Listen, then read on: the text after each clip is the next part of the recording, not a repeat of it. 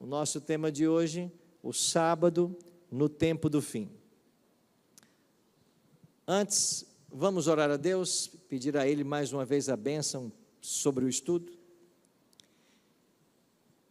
Amorável Deus e bom Pai, muito obrigado, Senhor, pelo privilégio de estarmos reunidos em Tua casa, nesta manhã, para adorar e bendizer ao Teu santo nome.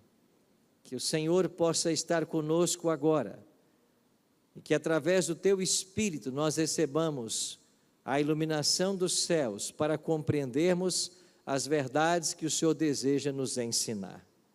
Que Tu sejas o nosso professor. Oramos em nome de Jesus. Amém. O sábado no tempo do fim. O que vai se ver nesses dias finais da história é uma polarização. E esta polarização será marcada por aqueles que guardam os mandamentos de Deus e aqueles que seguem as tradições humanas. Esta será a polarização. De um lado, um povo que vai ficar com a Bíblia e com os mandamentos da Bíblia. Do outro lado, aqueles que vão abraçar a tradição, em detrimento do que ensina a palavra de Deus.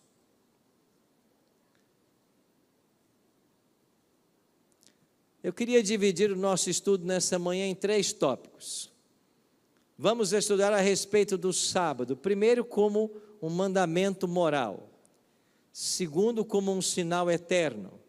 E terceiro, como um selo escatológico. Na mudança de computador, ele desformatou algumas coisas, como você percebeu. Comecemos como um mandamento moral. Existem 2 instituições que Deus deu à família humana antes mesmo do pecado. Deus criou o homem e ele se uniu à mulher e aí nasceu a primeira família. Então a família é a primeira instituição que Deus cria antes do pecado. E a segunda, depois de haver criado o mundo em 6 dias, Deus descansou no 7º. Então ele deu o sábado para a família humana. Aqui está o verso. Assim, pois, foram acabados os céus, a terra e todo o seu exército. E havendo Deus terminado no dia 7º a sua obra que fizera, descansou nesse dia de toda a sua obra que tinha feito. E abençoou Deus o dia 7º e o santificou, porque nele descansou de toda a obra que como Criador fizera.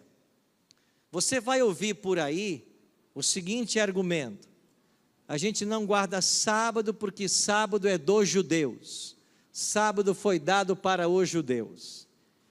Então me responda francamente, quantos judeus haviam na face da terra em Gênesis 2, 1 a 3? Não havia um judeu sequer, havia um casal chamado Adão e Eva. Então, quando disserem para você que o sábado foi dado para o judeu, leia esse texto para eles.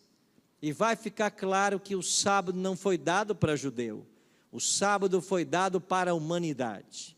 E hoje, existem pesquisas científicas, não hoje, de longas datas, que provam que o ser humano, a cada 7 dias, precisa de um dia para descanso.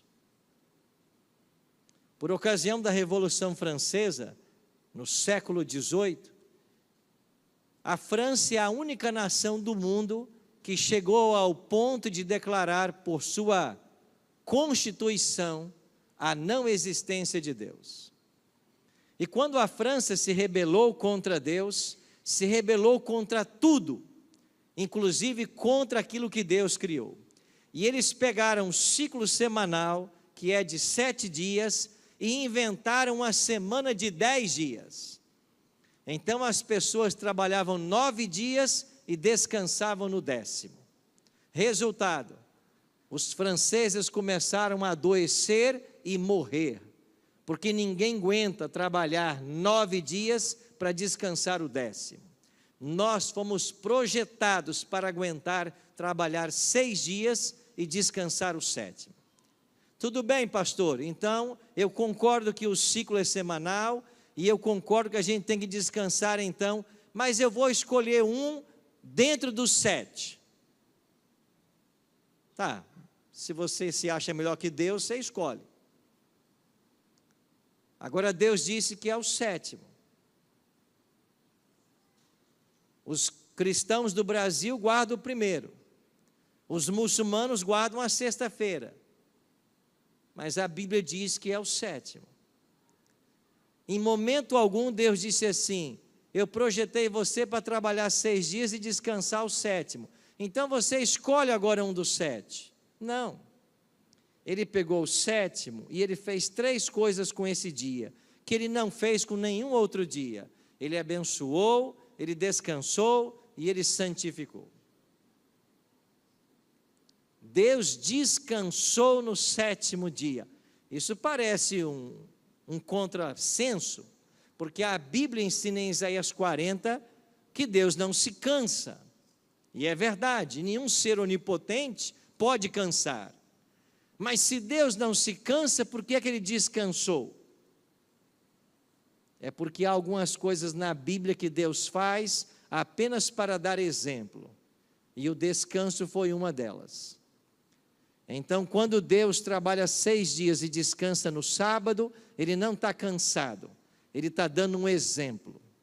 Quando Jesus vai até o Rio Jordão e se submete ao batismo por João Batista, ele não tinha pecado para ser perdoado, ele está dando exemplo. Então, há coisas que Deus faz para deixar o exemplo. E eu acho que nós, como cristãos, se queremos ser bíblicos, nós temos que seguir aquilo que Deus deixou para nós. Não inventar as coisas, nem escolher do meu jeito. Porque se eu posso escolher 1 em 7 para santificar, daqui a pouco eu vou estar ensinando que o dízimo pode ser 3%. Em matéria de religião, Deus não deixou para você escolher.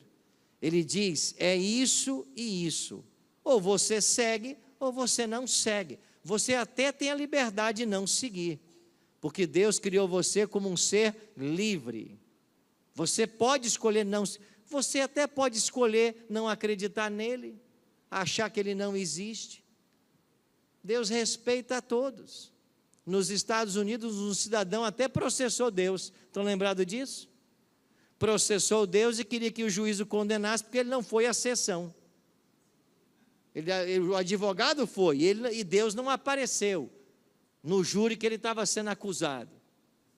Então assim, Deus respeita, porque se eu fosse Deus, eu só dava um raiozinho na cabeça desse homem, tchum, na hora do julgamento lá, na hora do tribunal, para ficar claro. Mas como eu não sou Deus, né? Então Deus é bom, a gente não é. Então Deus dá o sábado para Adão e Eva, aí depois Deus vai e coloca o sábado na sua lei.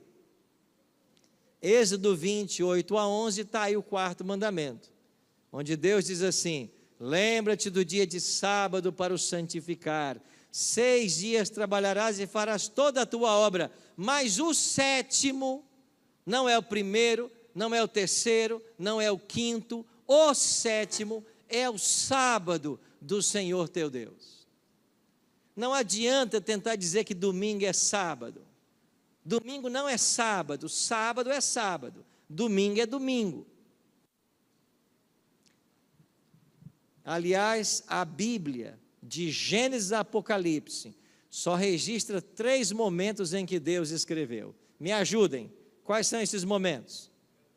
Nos 10 mandamentos, porque ele escreve com o seu próprio dedo. Qual é a segunda vez que Deus escreve na Bíblia? Hã?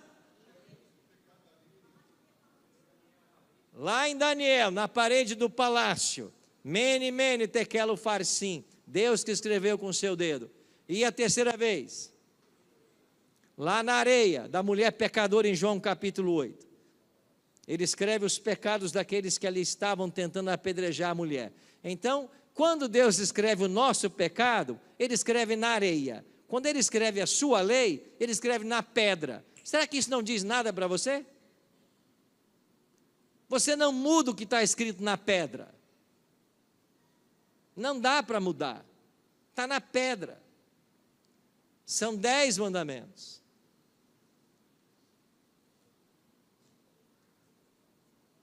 Alguém me pergunta assim, pastor, mas e se eu só não guardar o sábado? Tá bom? Eu respondo. E se você só adulterar? E se eu só matar? Eu vou para o céu? Então, ou a gente entende que é uma lei, que está tudo junto, ou a gente desiste da Bíblia. O que não dá é para você ser seletivo e dizer assim, não, isso aqui eu quero porque me agrada, isso aqui eu não quero porque não me agrada. É igual alguns que querem defender que o Antigo Testamento foi abolido, mas quando vão pregar sobre dízimo, todo mundo corre para Malaquias 3, 8 a 10. Tem que devolver o dízimo, porque não dá dízimo é ladrão. E quem devolve, Deus vai abrir a janela dos céus. Mas espera aí, o Antigo Testamento não foi abolido. Foi, mas na hora do dízimo, pode usar. Então seja coerente. Primeira coisa, o sábado é uma questão moral, porque ele faz parte do mandamento. Tá, pastor, sábado é coisa do Antigo Testamento. É? Olha para Hebreus 4:4. Porque em certo lugar assim disse, no tocante ao 7º dia, e descansou Deus no 7º dia de todas as obras que fizera. O que Hebreus 4:4 está fazendo? Está citando o 4º mandamento. Quem disse que sábado só aparece no Antigo Testamento? Bom, vamos adiante. Jesus guardou o sábado, indo para Nazaré, onde fora criado, entrou num sábado na sinagoga, segundo o seu costume, e levantou-se para ler. Lucas 4:31. E desceu a Cafarnaum, cidade da Galileia, e os ensinava no sábado. Qual era o dia que Jesus guardava? Sábado. Alguém disse outro dia para mim, pastor, ele guardava porque ele era judeu. Ele era judeu. Mas ele não guardava o sábado porque era judeu. Ele guardava o sábado porque ele criou o sábado. Ele inventou o sábado. E ele guardava o sábado por mais um detalhe. Se ele não guardasse o sábado, ele teria pecado.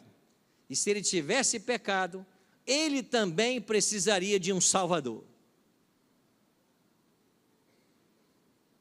Como Jesus nunca pecou, então ele guardou o sábado. Os textos dizem isso. Tá, pastor, mas o sábado foi para servir o homem o sábado? Deixa que Jesus responda. O sábado foi estabelecido por causa do homem. Deus não tinha um dia para ser guardado e criou o homem. Deus tinha um homem que precisava de descansar e criou o sábado. O sábado é para nos servir. O sábado é para a gente descansar. O sábado é para estarmos em família. O sábado é para estarmos na igreja. O sábado é para estarmos curtindo a natureza, descobrindo os mistérios da criação através dela. O sábado é um dia lícito de se fazer o bem, de visitar os doentes, o órfão, a viúva, os idosos. É para isso que o sábado foi feito. Pastor, o senhor não está entendendo. O sábado valeu até a cruz. Interessante que até a mãe de Jesus guardava o sábado, né? Lucas 23 diz que era o dia da preparação. Na Bíblia, o dia da preparação é o 6º dia e começava o sábado. As mulheres que tinham vindo da Galileia com Jesus, seguindo, viram o túmulo e como o corpo for ali depositado. Entre essas mulheres estava Maria, a mãe dele. Então se retiraram para preparar aromas e bálsamos, e no sábado descansaram, segundo o mandamento. A mãe de Cristo guardava o sábado. O apóstolo Paulo se converteu 3 anos depois da morte de Jesus. E alguns querem ensinar que o sábado foi mudado na cruz, que ele foi guardado até a cruz, e depois, porque Jesus ressuscitou, agora a gente guarda o domingo. Mas o apóstolo Paulo se converteu 3 anos e meio depois da morte de Cristo e guardava o sábado. Paulo, segundo o seu costume, foi procurá-los e por 3 sábados arrasou com eles acerca das Escrituras. E todos os sábados discorria na sinagoga, persuadindo tanto judeus como gregos. Paulo todo sábado estava na igreja, assim como Jesus. Não, pastor, Paulo ia na igreja porque ele era judeu, então ele ia para a sinagoga no sábado. Bom, então deixa eu ler Atos 16, 13. No sábado, disse Paulo, saímos da cidade para junto do rio, onde nos pareceu haver um lugar de oração, e assentando-nos, falamos das mulheres que para ali haviam concorrido. Pronto, você tem Paulo fora de uma sinagoga, guardando o sábado. Não era porque ele era judeu, é porque ele santificava o sábado. É porque é isso que está na lei. E nós estamos falando do maior teólogo do Novo Testamento, que se converteu 3 anos e meio depois da morte de Jesus. Ninguém tinha mudado o sábado para o domingo nessa ocasião. E João, que vai escrever o Apocalipse, quase 70 anos depois da morte de Cristo. João diz assim: achei-me em espírito no dia do Senhor. Qual é o dia do Senhor? É o sábado. Jesus disse que Ele é Senhor do sábado. Achei-me espírito no dia do Senhor, e ouvi por detrás de mim uma voz, dizendo o que vê, escreve. As revelações do Apocalipse começaram num dia de sábado. Jesus escolheu um sábado para começar a dar a João toda a visão que ele teria para escrever o livro do Apocalipse. João guardava o sábado ainda, quase 70 anos depois da morte de Jesus. Então não acredite nessas historinhas que o sábado foi guardado até a cruz. A Bíblia apresenta uma verdade que não é isso.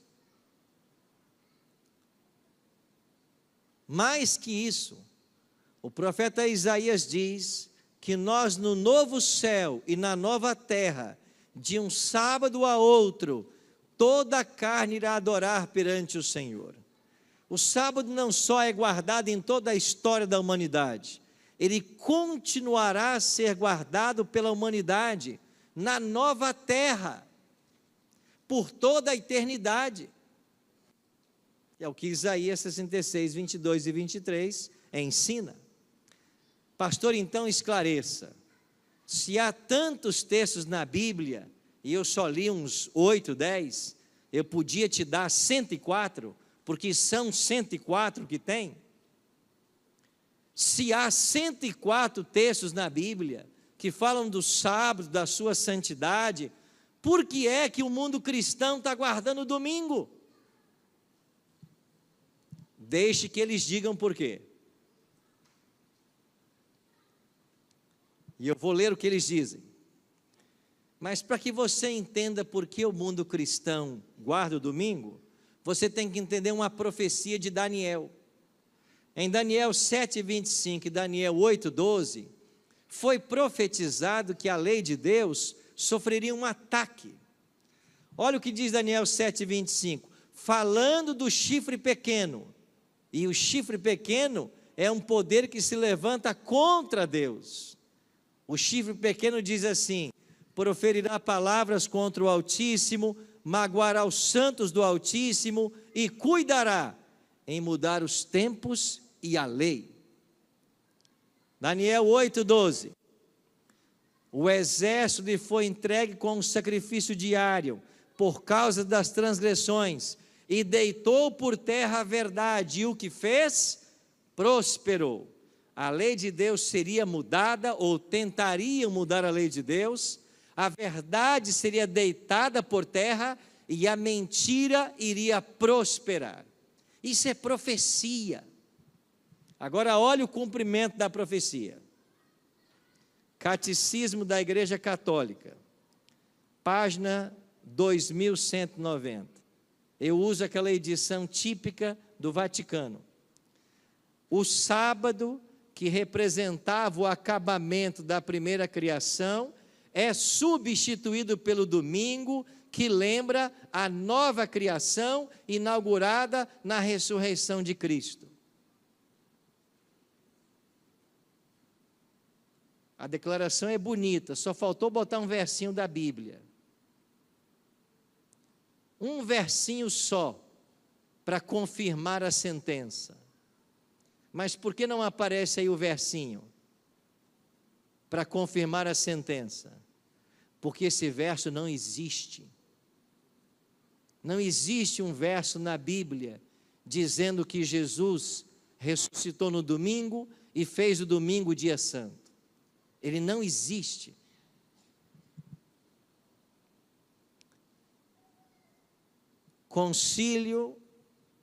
Catecismo do Concílio de Trento.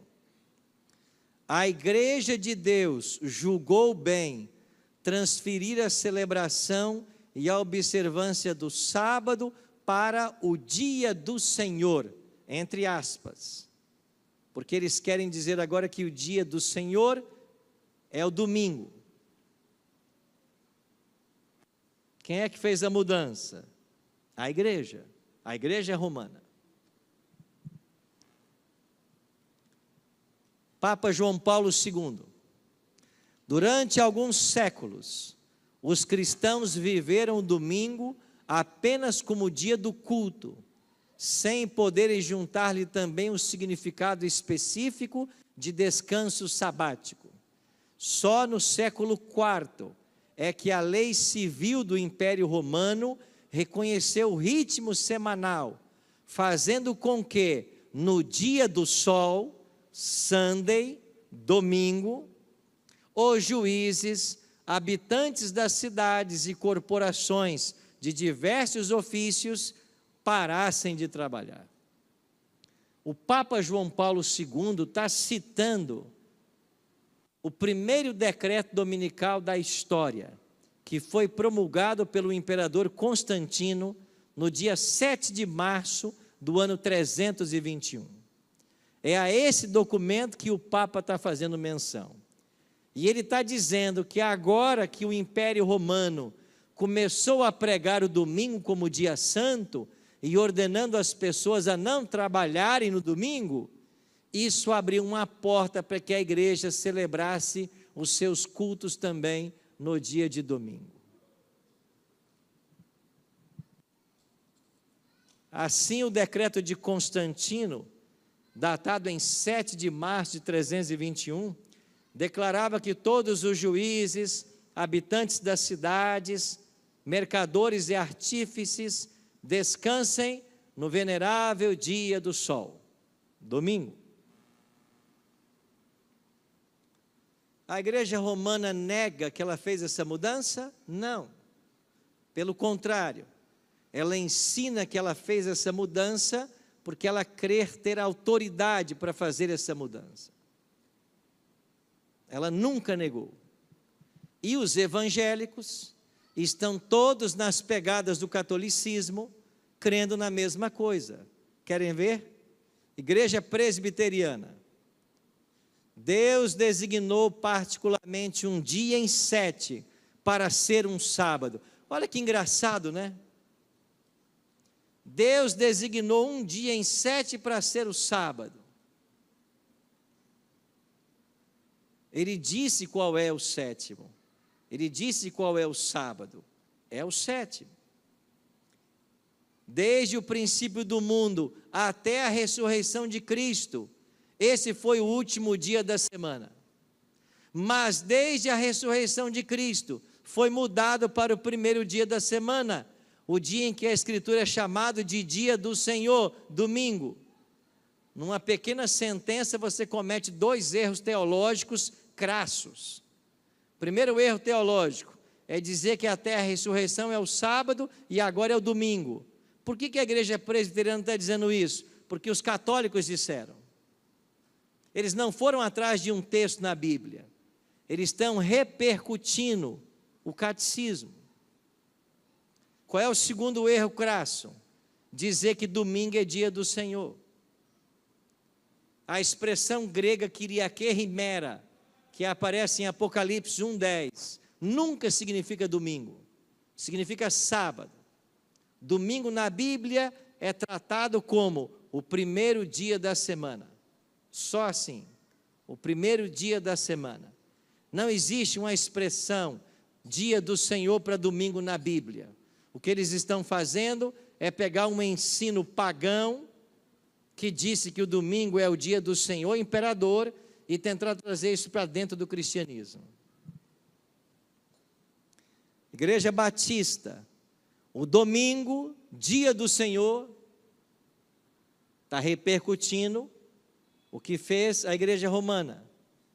É o dia de descanso cristão, satisfazendo plenamente a exigência divina e a necessidade humana de um dia em 7 para o repouso do corpo e do espírito. Mais uma vez, dizer que o domingo é dia do Senhor sem um texto da Bíblia e dizer que é um dia em 7, você escolhe um dos 7 para atender a necessidade humana. A Bíblia não deixou esta autoridade. Assembleia de Deus, e aí estão os documentos que eu usei. Para nós, o dia de culto é o sábado cristão, o domingo. Termo que significa dia do Senhor, pois nesse dia o Senhor Jesus ressuscitou dentre os mortos. Com quem os assembleanos aprenderam? Com os católicos. Então o mundo cristão está repercutindo o ensino católico, porque Jesus ressuscitou, o domingo agora é um dia santo. Amanhã, como esse dia será chamado no Brasil? Páscoa. É isso? Domingo de aleluia. Domingo da ressurreição. É verdade, Jesus ressuscitou no domingo. Mas aonde está escrito que agora que ele ressuscitou, esse dia agora é santo? Aonde está escrito? Para cumprir a profecia de Daniel, que a lei de Deus seria mudada, eles tinham que encontrar algum argumento bíblico, e o melhor argumento que eles encontraram foi esse: Jesus ressuscitou, agora o dia é santo. Mas isso não é bíblico. O sábado é um mandamento moral. Mais que isso, o sábado é um sinal eterno entre Deus e seu povo. Também lhes dei os meus sábados, para servirem de sinal entre mim e vós. Santificai os meus sábados, pois servirão de sinal entre mim e vós. Ezequiel 20:12, Ezequiel 20:20, diz que o sábado é um sinal entre Deus e seu povo. Quer entrar em aliança com Deus? Quer ter o sinal de Deus? É o sábado. E finalmente o sábado, ele é o selo escatológico. É o selo que vai ser aplicado no final da história. Em Apocalipse 7, vem um anjo do nascente do sol, e ele tem o selo do Deus vivo. E ele clama em grande voz aos anjos: não danifiqueis nem a terra, nem o mar, nem as árvores, até selarmos na fronte os servos do nosso Deus. Se o selo de Deus é o sábado, Apocalipse 7 fala do selamento. O selo de Deus sendo aplicado na fronte dos servos de Deus. Como que é isto, pastor? É uma marca, é um sinal que é colocado? Não. O sinal aqui é símbolo de aceitação. Aqueles que aceitam essa verdade e começam a vivê-la, eles recebem o selo da aprovação divina. O ser humano nenhum pode ver esse selo, mas os anjos de Deus olham para os seres humanos e eles sabem quem é que carrega o selo e quem é que não carrega. E quem é que está carregando o selo de Deus? É aquele que aprendeu esse assunto e agora está vivendo esse assunto. Aí ele recebe o selo de Deus. É por isso que nós temos que pregar esse tema. E eu espero duas coisas com a minha mensagem hoje. A primeira delas é alertar você, adventista do sétimo dia, a entender que esse mandamento é distinto. Ele fala da nossa identidade e ele tem que ser levado mais a sério do que a gente tem levado. Esse é o primeiro objetivo.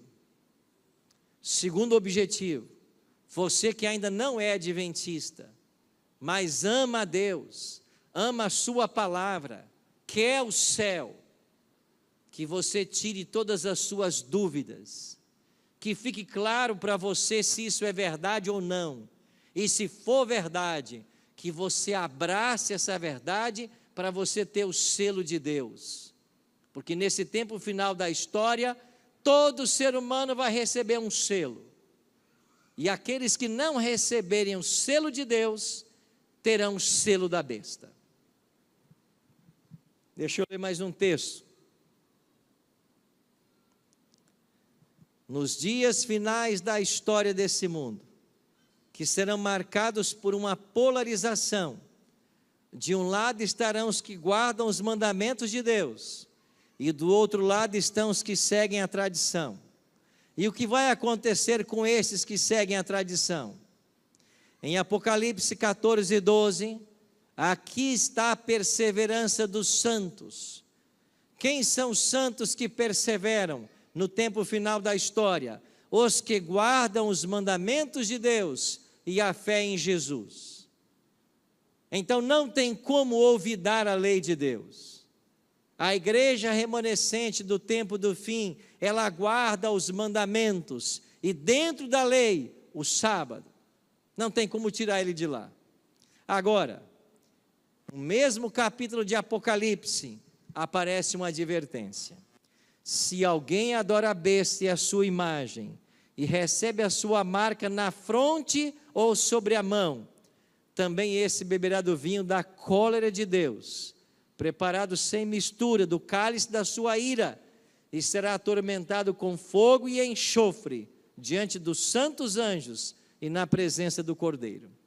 A fumaça do seu tormento sobe pelos séculos dos séculos, e não tem descanso algum, nem de dia nem de noite, os adoradores da besta e da sua imagem, e quem quer que receba a marca do seu nome. Então vou repetir, nesse tempo final da história, todo ser humano receberá um selo. Os que não receberem o selamento do capítulo 7, receberão o selo do capítulo 14, selo ou marca da besta. Pastor, e o que é a marca da besta? O que é esse selo? Nesta polarização final, a observância do domingo acabará se transformando na marca da besta. Agora preste atenção no texto, na sentença. Para aqueles que rejeitarem conscientemente o sábado bíblico.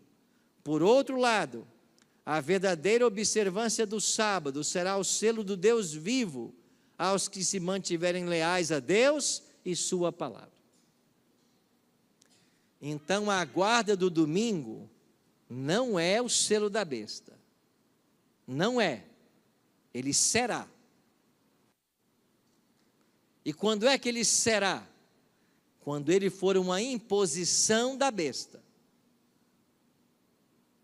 Em Apocalipse 13, você tem duas bestas, elas vão se unir e o domingo será imposto. A obrigação de guardar o domingo, um decreto dominical, será lançado. Isso é profecia. Isso vai acontecer.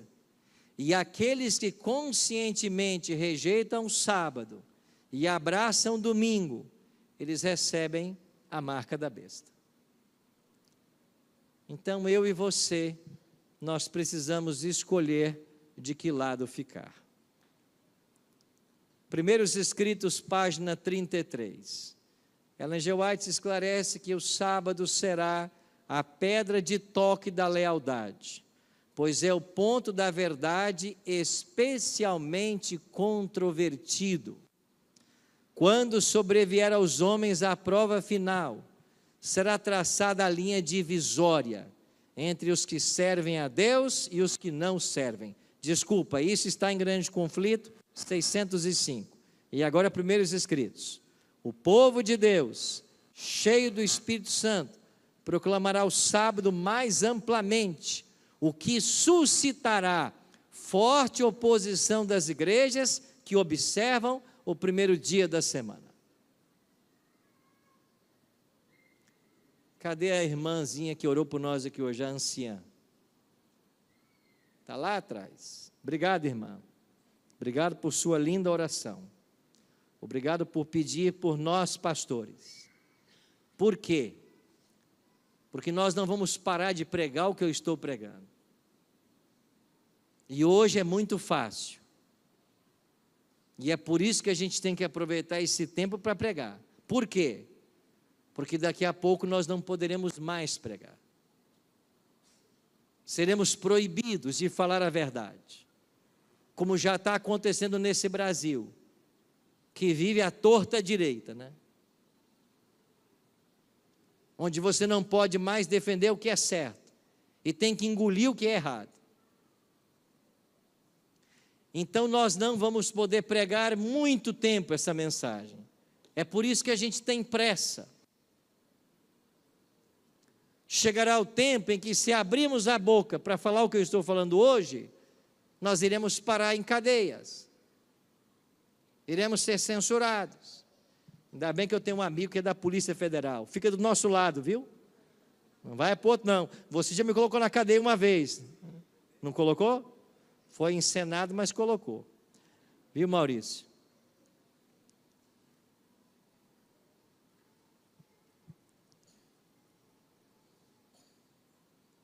Deixa eu terminar o sermão falando uma coisa para você.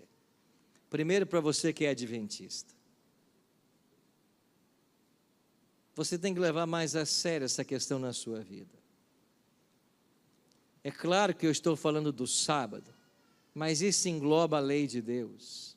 Isso engloba tudo o que essa igreja ensina, em todos os aspectos. Nós temos que levar a religião mais a sério. E nós queremos ajudar você. Deixa eu colocar aqui mais uma vez. Amanhã, 7 da noite, nós vamos começar uma série muito especial aqui nessa igreja. Eu não sei se você tem compromisso para domingo, 7 da noite. Mas se você tiver, tenta desmarcar. Venha para a igreja e não venha sozinho. Traga pessoas que você deseja ver no céu. Traga seus amigos, seus familiares, seus colegas de faculdade, de trabalho. Deixe que as pessoas aprendam o que você aprendeu. Não seja um adventista que guarda tudo para você. Partilha com os outros, pois é aí que a gente é abençoado. Para você que não é adventista, mas está aqui com a gente. Em primeiro lugar, muito obrigado por confiar nessa igreja para vir aqui adorar a Deus. Talvez você saia aqui dessa manhã pensando muitas coisas, mas é para pensar mesmo. Talvez você está ouvindo esse tema pela primeira vez, reflita. Se você quiser esse PowerPoint, você já leva hoje. Se você quiser conversar comigo, eu vou estar aqui depois do culto. Eu posso ficar aqui até a hora que puder, ou for necessária. Não fique com dúvidas sobre esse tema, porque a humanidade vai se polarizar entre sábado e domingo, e você não pode ser enganado. Mas o que o povo está fazendo aí fora é enganar as pessoas, porque eles estão declarando doutrina, aquilo que não é bíblico. Estão fazendo citações, como se fossem bíblicas, sem um verso da Bíblia. Estão chamando o domingo de dia do Senhor, isso não está na Bíblia. Estão dizendo que o domingo é santo porque ele ressuscitou, isso não está na Bíblia. Estão dizendo que sábado é do judeu, isso é mentira. E se você não quer ser enganado, se você não quer no final receber a marca da besta e perder a sua salvação, se interessa pelo assunto, não espera por outros. Salvação não é por transferência, tem que ser do seu interesse, você tem que se interessar. Encare esse tema como uma cura para um câncer. Imagine uma pessoa que tem câncer, e agora alguém chega e diz: olha, saiu a cura para o câncer. Ah, não tem interesse, deixa eu morrer com o meu câncer. Ninguém faria isso numa consciência lúcida. Então, se esse assunto é controverso, se isto é polêmico, tire suas dúvidas, para você não ficar do lado errado. Porque Jesus falou assim: se um cego guiar o outro cego, ambos cairão no buraco. Não seja guiado por cegos espirituais, por pessoas que não estudam Bíblia, que não fundamentam seu ensino na palavra. Não confie. Não confia nem em mim. Pega os textos, vai lá em casa. Veja se é isso mesmo. Ó Deus e Pai, a Tua palavra nos apresenta verdades nesta manhã que precisam ser entronizadas em nosso coração. Que o Teu bom e Santo Espírito nos mova a isso. Nós não queremos dar nenhum passo que não seja da Tua vontade. Por isso, nos ajuda a entender a seriedade do tempo em que nós estamos vivendo. Quando a humanidade está se polarizando entre aqueles que obedecem aos Teus mandamentos e aqueles que seguem as tradições humanas. Pai, nós queremos seguir exclusivamente a Tua voz, a Tua palavra. Por isso, nos ajuda a termos certeza a cada dia daquilo que o Senhor ensina, e dai-nos a graça que precisamos do céu para viver de acordo com esses ensinamentos. Se existir alguém aqui nessa manhã que estava em dúvidas com relação a esse tema, com relação às atitudes que precisa tomar, as decisões, que essas dúvidas possam ser desfeitas nesse momento, e que o Teu Espírito nos leve à tomada de decisão, que pode mudar o rumo de nossas vidas. Ajuda-nos, Pai, a sermos libertos pela Tua verdade. Ajuda-nos, Pai, a praticá-la pelo poder do Teu Espírito. E quando o Senhor voltar nas nuvens dos céus, nos leve a todos para ir morar contigo na eternidade. É a nossa oração, em nome de Jesus. Amém.